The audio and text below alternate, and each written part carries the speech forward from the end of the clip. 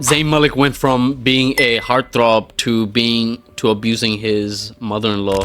All these kids from One Direction, they were basically out of high school when Simon Cowell put them together, put them on an X Factor in front of. The labels need to take responsibility because they're taking these kids, right? Hundreds, thousands of kids. Robbie Williams himself said that Take That as a group is a case study for mental health related illnesses. Dude, you can't expect management centers to be like fucking life coaches forever, you know? They're running a business, for fuck's sake, not a therapy center. Welcome back, everyone, to another episode of U3. Today, we're going to dive into a topic that is as tragic as it is juicy. The boy band curse. You might think that it's a myth, but trust me, you're going to be proven wrong by the end of the episode. Hey, all I'm saying is the curse is real, man. Like, it's like a bad haircut. You'll think it will grow out, but it just gets worse, you know? I mean, you join a boy band thinking that you're gonna get fame and maybe like a hair gel sponsorship. But what do you get in the end? You get fucking one-way tickets to a fucking therapist office. That's what it is. But it's like, it's a natural progression though. And you see it all the time where like, they join a boy band, they get famous, the downward spiral begins and they start doing drugs and there's the fucking whatever controversies. And then they maybe go to rehab. Maybe. Like that is the key takeaway from this is maybe. Let's start with the most recent tragedy that has happened. We all know that Liam Payne, the One Direction member, Shout out to Liam Payne. rest in peace, has recently fallen off a third-story balcony in Buenos Aires. The autopsy report did reveal that there were a lot of drugs in the system, including benzos, cocaine, crack. It's just a sad situation, really. It's just sad. Liam just started as an ordinary kid from Wolverhampton as a 16-year-old. And then from there, he's just gone from addiction, fucking, you name it. It is relevant. It is a good example of what that fame can do to a young person when it comes on so quickly, when they are so young. You know, before you know it, maybe you're in a bathroom with a shotgun, or you're on a balcony, or you're, God knows where. But it does take a toll. His death, it wasn't just another headline. It's a reminder of how dangerous this world can be, how unforgiving the industry can be. Now, this curse thing isn't anything new. We know of a lot of people that have gone through this over time. Lou Pearlman from NSYNC, he had stolen the money from his boy band. We've got Robbie Williams from Take That. He was 16 when he joined the boy band, and by 21, he was basically a drug addict. The guy admitted to doing so much cocaine that his nose practically had a eviction notice. He must have thought he was fucking Jordan Belfort or something. I'm pretty sure that's just 21-year-olds, isn't it? Mm-hmm. Then we have like LFO. Like the whole band is probably cursed at this point. You got Rich Cronin, I think Devin Lima, if I'm not wrong. And you also got like Brian Gillis. So all those guys probably either got affected by cancer or drug addiction or even a combination of both. Like, it's wild. And don't forget, you guys know Ebbs Breen, right? From Five? That guy went from pop stardom to fucking buying a farm in Wales. He even tried to fucking sell his Brits award to get soil for his land. It's crazy. That's fucked up. How much did he pawn it off for?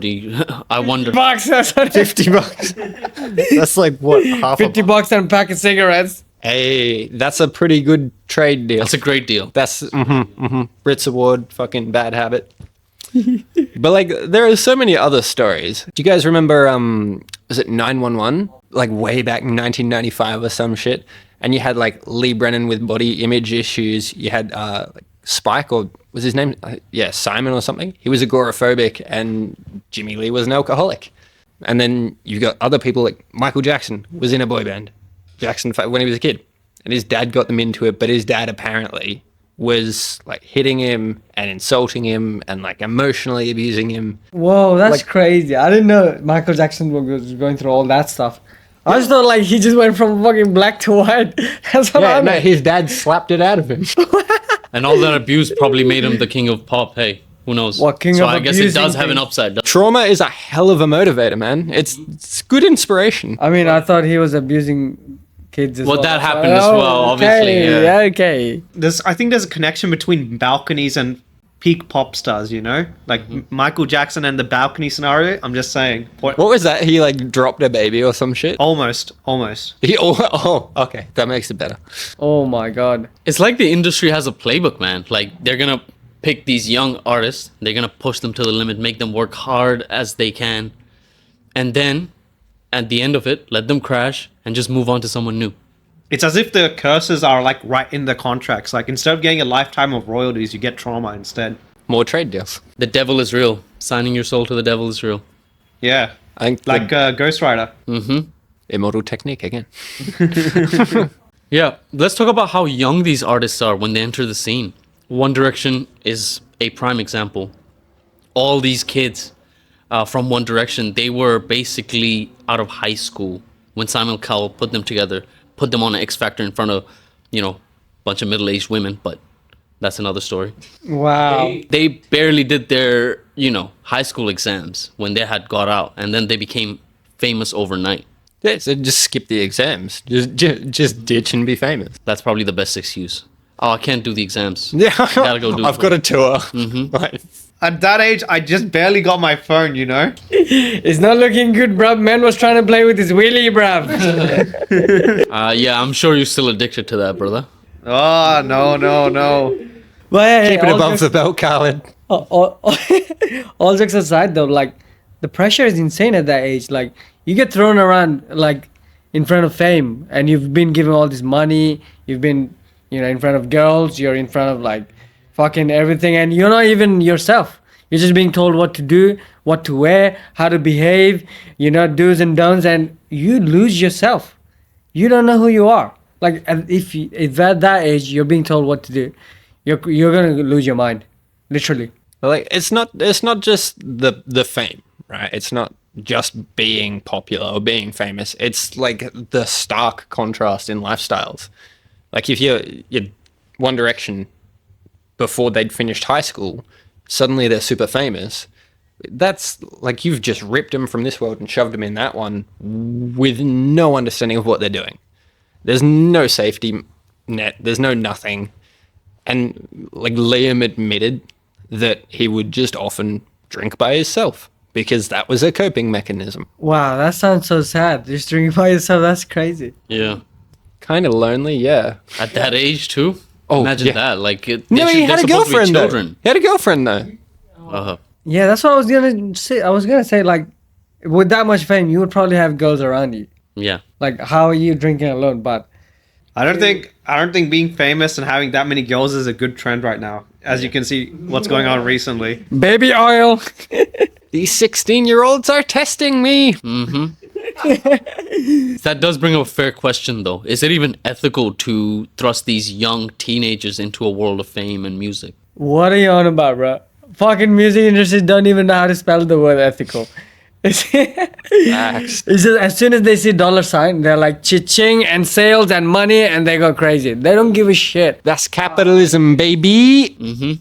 With a capital K. Yes, sir. Let's talk about the mental health toll that this takes. The mental health toll is probably the biggest aspect of this. Robbie Williams himself said that Take That as a group is a case study for mental health related illnesses. So I wonder what you guys think about that. Because even Zayn Malik himself said that he sometimes felt like a puppet. Yeah, Sometimes he felt super anxious, super depressed. He had to cancel concerts because he couldn't handle the pressure. Is that like One Direction? Like when he was still with One Direction? Yeah. Shit. Yeah, right. Even like Robbie, right? Yeah. From Robbie said like he was suffering from PTSD, anxiety and depression. Like think about it, PTSD. How do you That's get crazy. PTSD if you're singing in front of fans? Like bro, paparazzis or like you're in front of the 14-year-old girls crowd. trying to get, your signatures. They can be maniacal. Bruh. You gotta try and please like millions Send of them to people the and army, shit. then they'll know what true PTSD is. Like, fucking getting chased around for being famous doesn't sound like... Whoa. I mean, Then give it yeah, a I get go. where you're Try coming from. it. But you can't be insensitive to what they're feeling. Like even Nick Carter, he said like he from Backstreet Boys, right? He said he was suffering from all the substance abuse, and just like trying to cope with all of this with like fucking heart diseases as well. That's crazy. I guess he wanted it that way.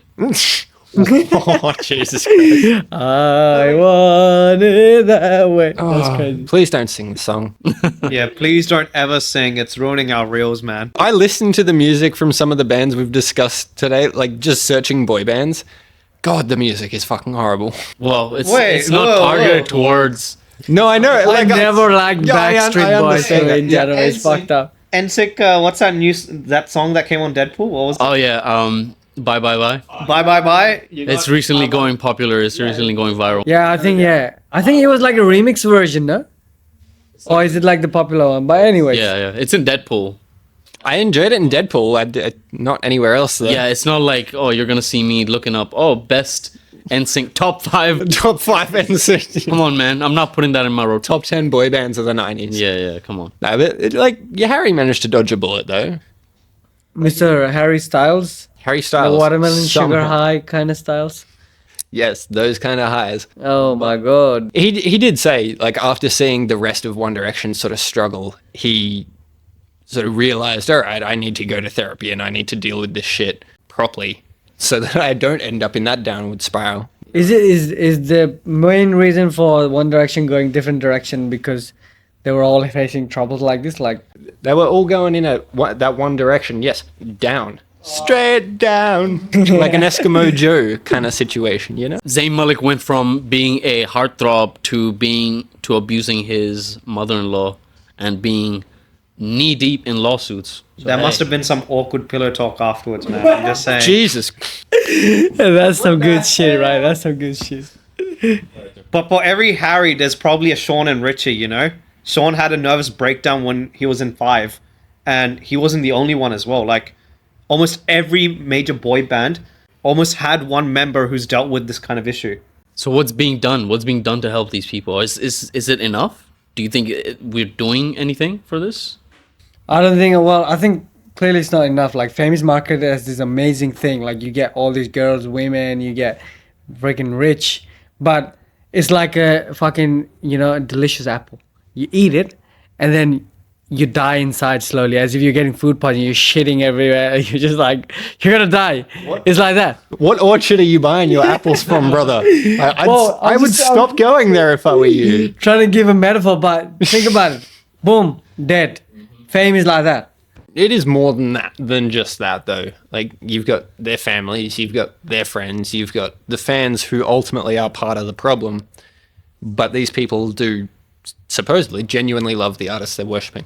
But when they die, or when they end up addicted to something or doing whatever, lawsuits and what have you, you're hurting not just yourself, you're hurting those people that love you, the fans, your friends, your family. It affects a It's like a broader ripple. scope. Hey? It's like a ripple effect. Yeah. It affects a much broader scope than just that individual. Here's the tough question, okay?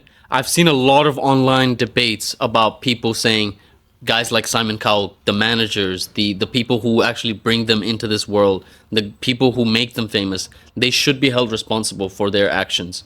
They should have a duty of care towards these artists. Do you think that that's a fair assessment? Absolutely. Yes. They're pulling them up, uplifting them, giving them millions of dollars and signing them on for, you've got this many records we need you, or albums we need you to make. And they push them, and it's a sink or swim environment. So they don't really help them to swim. They just tell them, you have to be successful. This is what we're giving you. Here's a contract. You can't get out. Yeah, like, think about Simon Cowell and One Direction. They've racked up billions. He's done that multiple times. That Simon Cowell has done that with multiple bands. Billions. But don't you think, like, he has the moral right or moral duty to, like, at least hire a fucking therapist? It's not like costing you billions to hire a therapist. It's like an ongoing maintenance thing. Considering, like, they've all come out saying, they're still suffering from all the shit they've been through. It's crazy. Like, why can't you just hire and then, you put it on them, like, just make sure their mental health is going right. But why can't you do that? Like, don't you think it's possible? Don't you guys say? I have two issues here. First of all, they admitted they went into therapy, but how helpful has therapy been? Look at Liam Payne. Look at Zayn Malik. Do you reckon therapy is actually working then? Even if Simon Cowell actually, invested in that?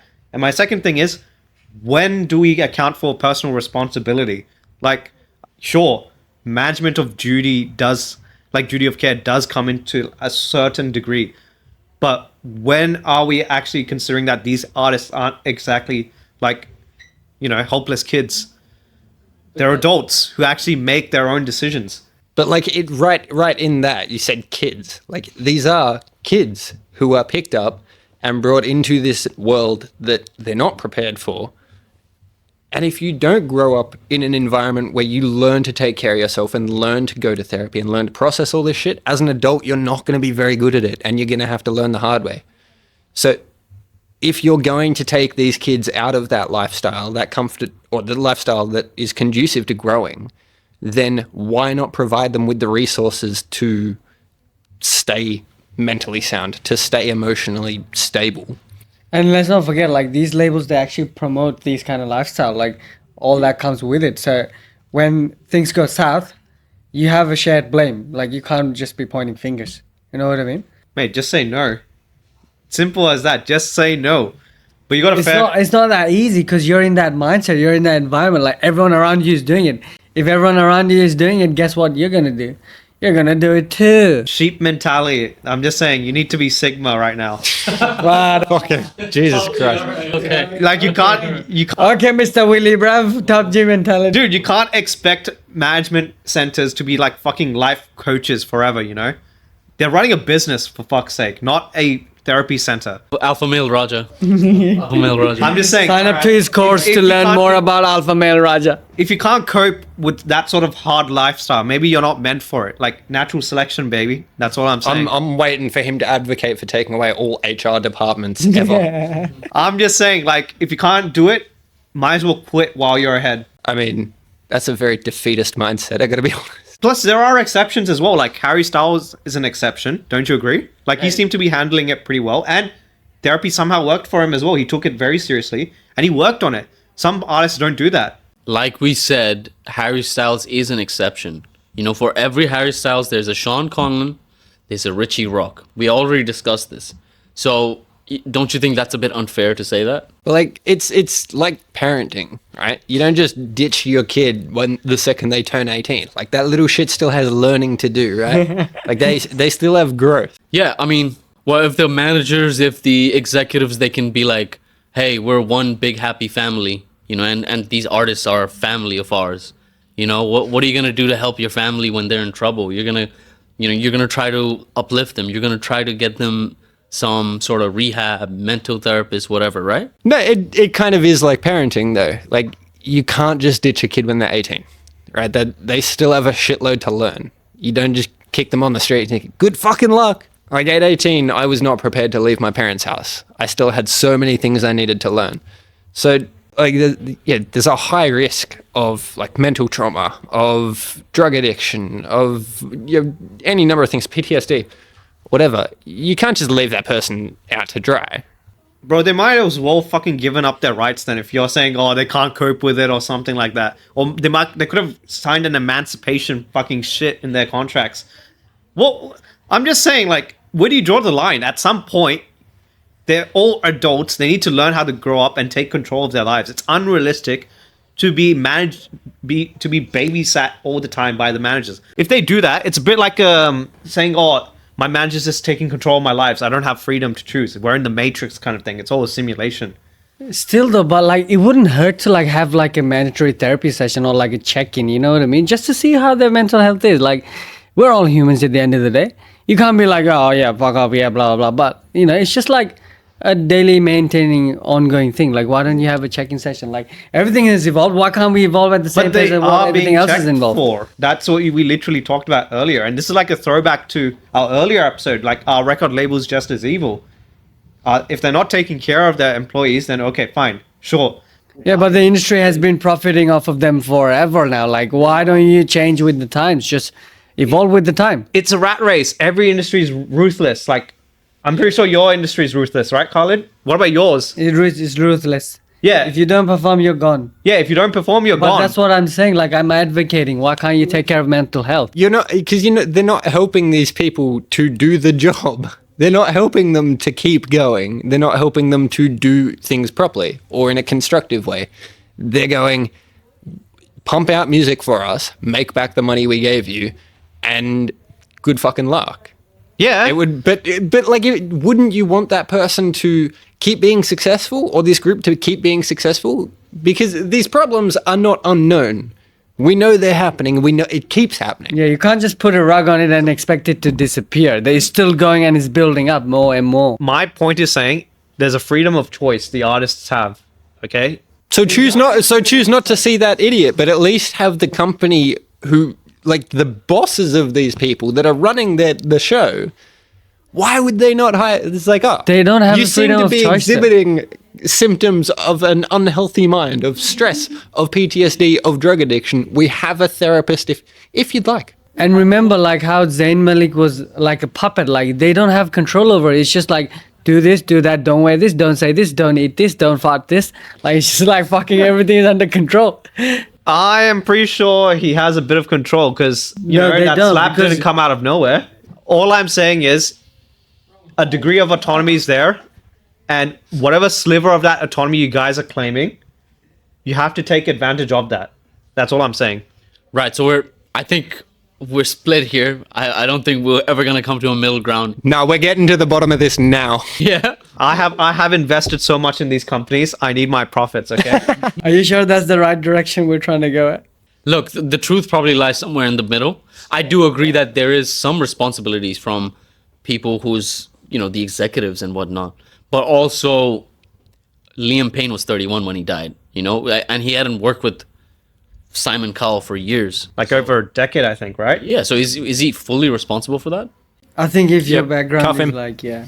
Everyone, if that's the case, everyone should just get the Britney Spears treatment. Like, make their parents control their lives then, essentially. But that did backfire on. Exactly. So there's no real right answer to it, if you get what I mean. Sorry. I don't know, mandatory therapy. What's the takeaway here then? What do you guys think? I think that this boy band curse thing is absolutely real. If you're gonna join a boy band, you better know what's coming with it. Bye, bye, bye, bye, bye. The price of fame is heavy. I'm just saying, if you're thinking of joining a boy band or any band in general, be prepared for the consequences. You're not there to enjoy the benefits without any consequences. I think fame is not for everybody though. Like, it's like playing Russian roulette. But except instead of bullets, you've got glitter, cash, and depression. Can be anything, boom, boom, boom, and you're dead. Hopefully when I pull it, cash comes out. Well, like you boom, and it's $1 million. All right, I'll see you on New Year's Eve for that dream to come true. But look, yeah, maybe some people would be better off just being bums or being your average man. Maybe they're not meant to be famous. Maybe they're not built for that kind of lifestyle. But the lesson here is that, yes, fame is not everything. There are shitloads of downsides to it. It's horrible, but Get a real job. get a real job. Make coffee for a living and for ungrateful morons. Lick your boss's balls, sorry. If it gets you a promotion, why not? And thanks for tuning in, everyone.